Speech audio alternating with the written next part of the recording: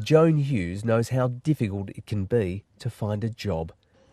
In her early 60s, she spent 2 years looking. It erodes your confidence, you start to question your own skills and attributes, and you just give up. Now a chief executive for a not-for-profit organisation, she's worried the JobMaker scheme, which pays employers to hire young people on welfare, will make it even more difficult for older workers. It will be paid at the rate of $200 a week for those aged under 30 and $100 a week for those aged 30 to 35.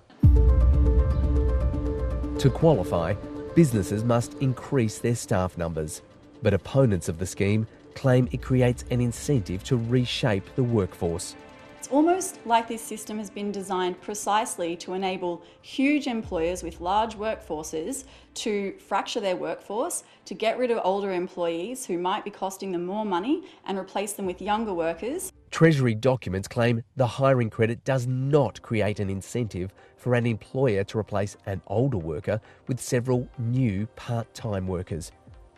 But they clearly show how a full-time employee on a salary of $75,000 a year could be replaced by 3 part-time workers, leaving the employer $7,500 a year better off.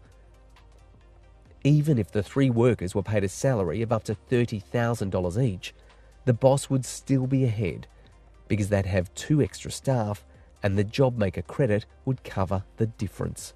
It's only for additional employees, and the payroll has to be above that which was previously paid by that particular employer. It seems as though there is an incentive to move from full-time to part-time and to increase the precarity of the workforce. Other internal Treasury emails raise concerns about the scheme breaking age discrimination laws. We will need to confirm where the hiring credit can operate under one of the exemptions in the Act, or if a specific exemption will be required. This risks being an incentive not to hire workers but to fire them. We don't want this policy to be a job taker.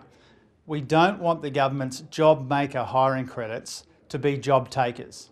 The Treasury says the examples were for illustrative purposes and stressed there was no financial windfall to employers.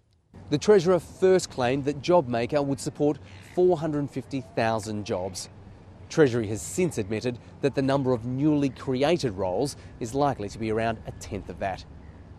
Intended to support young people into work, JobMaker comes as the massive JobKeeper subsidy is set to wind down at the end of next month, meaning employers are looking at the size and scale of their future workforce. For older workers like Joan Hughes, JobMaker sends mixed messages. Sometimes I just wonder about the inclusion of older people in our community when we've done the hard yards. Hard yards, she says, shouldn't be forgotten.